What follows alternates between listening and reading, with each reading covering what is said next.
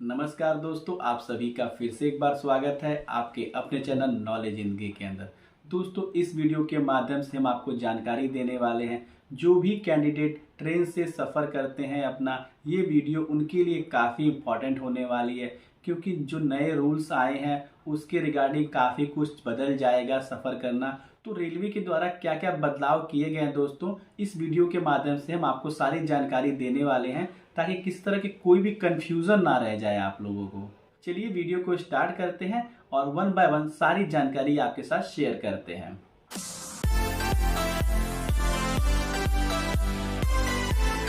जैसा कि दोस्तों आप सभी लोग अवेयर होंगे, स्लीपर क्लास में आप ऑलरेडी सफ़र अगर किए हैं तो इसकी जानकारी आपको होगी। स्लीपर क्लास में जैसे अभी तक क्या होता आ रहा था कि अगर आपने टिकट जो बुकिंग करवाई है, कहीं बाहर से करवाई है, ऑनलाइन करवाई है या अपनी पर्सनल आईडी से आपने टिकट को बुक किया है, तो उस केस में क्या होता है, अगर आप वेटिंग लिस्ट ले लेते हैं, जैसे कि मान लीजिए आपका वेटिंग लिस्ट 20-25 जो भी आपको मिल गया है स्लीपर क्लास के लिए, और 1 महीने पहले या 20 दिन पहले आपने टिकट बुक किया है, तो उस केस में क्या होता था कि जब आपका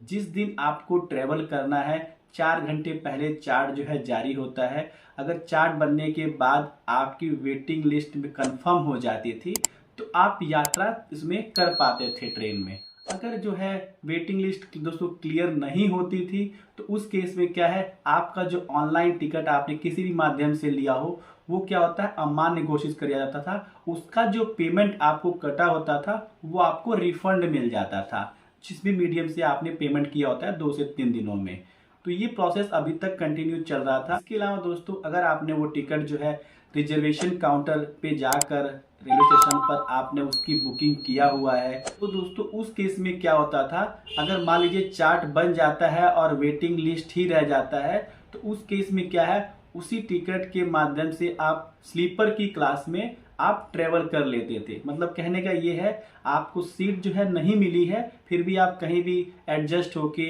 नीचे सो के या किस तरह से किसी से मैनेज करके चले जाते थे। कभी कभी दोस्तों ऐसा भी होता है कि जैसे मान लीजिए 6 लोग फैमिली के जा रहे हैं, उसमें से 3 लोगों की टिकट जो है कंफर्म हो गई है और 3 लोगों की जो है वेटिंग लिस्ट में रह जाती थी। तो उस केस में क्या होता था कि जो बाकी के 3 लोग जो वेटिंग लिस्ट में है और उन्होंने काउंटर से टिकट लिया हुआ है, तो वो साथ में एडजस्ट होकर अपनी यात्रा कर लेते थे। तो ऑलरेडी आप लोग अवेयर होंगे कि वेटिंग लिस्ट जो है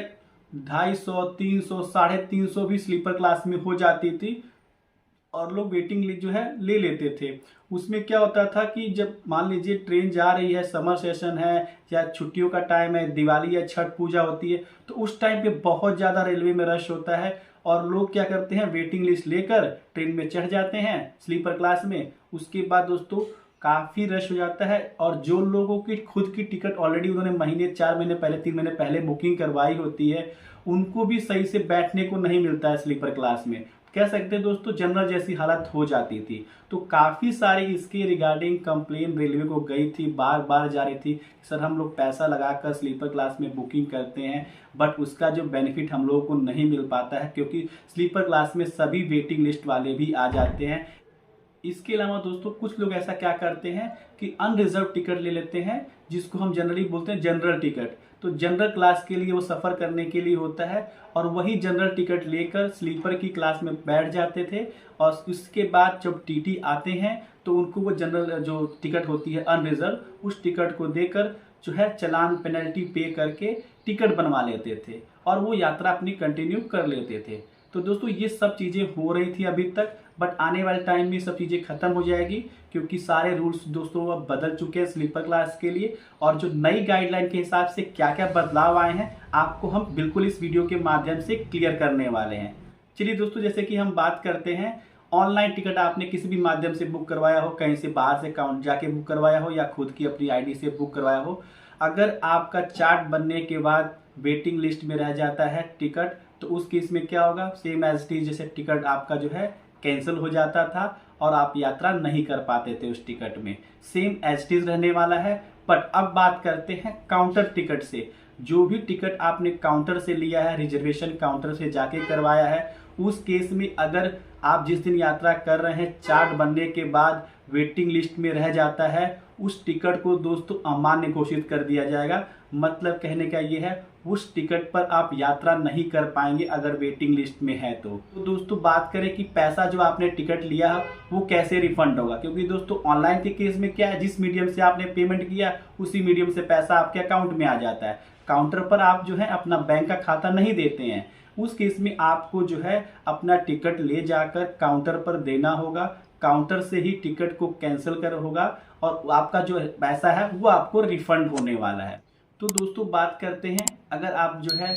मान लीजिए वेटिंग लिस्ट रह जाता है और टिकट पे आप जो है स्लीपर क्लास में जाते हैं, इस कंडीशन में तो क्या होगा, जब टिकट आपका चेक करने के लिए टीटी आता है, टिकट आप चेक करते हैं, वेटिंग में रहता है, उस केस में दोस्तों टीटी जो है आपको ये बोलेंगे कि आप सर इस कोच पे नहीं बैठ सकते हैं, ना ही इसमें आप चढ़ सकते हैं। मतलब कहने का ये हो गया स्लीपर क्लास में वेटिंग टिकट पे आप चाहे ऑनलाइन हो, ऑनलाइन तो दोस्तों ऑलरेडी पता है वो रद्द हो जाती थी, या आप काउंटर से लिए हो कंफर्म नहीं हुई है तो आप यात्रा नहीं कर पाएंगे। हाँ, अगर आरएसी हो गया है दोस्तों बिल्कुल आप यात्रा कर पाएंगे। आरएसी को जो है कंफर्म टिकट ही माना जाता है, उसमें आपको जो है साइड की हाफ सीट आपको मिल जाती है।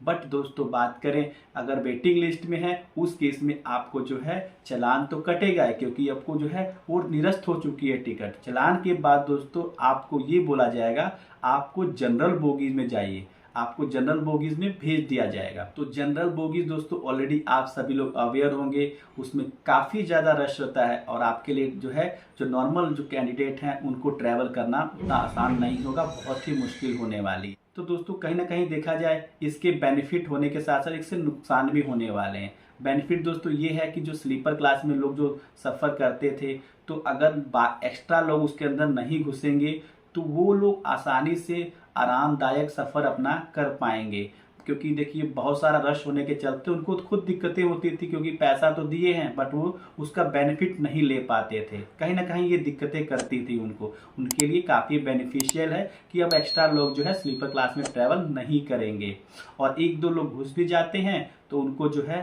डायरेक्टली उतार दिया जाएगा और बोल दिया जाएगा जनरल क्लास में जाइए आप लोग। तो ओवरऑल दोस्तों इसको एक बार समराइज कर देते हैं कि वेटिंग लिस्ट अगर आपकी है चार्ट बनने के बाद तो वो टिकट जो है अमान्य हो जाएगी। उस टिकट का पैसा आपको अगर ऑनलाइन की है तो आपके अकाउंट में डायरेक्टली रिफंड आ जाएगा, और आपने काउंटर से अगर किया है तो आपको टिकट ले जाकर उसको कैंसिल करवाना, उसका रिफंड आपको बाय कैश मिलेगा। बात करें आप वेटिंग टिकट पे यात्रा नहीं कर पाएंगे, स्लीपर कोच में अगर आप जाते हैं वहाँ पे आपको चालान जो है पेनल्टी है आपको पे करनी पड़ेगी। पे करने के बाद भी आप स्लीपर क्लास में यात्रा नहीं कर पाएंगे, आपको जनरल बोगीज में जाना पड़ेगा। इसके अलावा दोस्तों अगर आपकी वेटिंग टिकट कंफर्म हो जाती है या आरएसी हो जाती है तो बिल्कुल आप स्लीपर क्लास में जो अपनी यात्रा को कंटिन्यू कर पाएंगे। तो दोस्तों इसके अलावा अगर आप जो है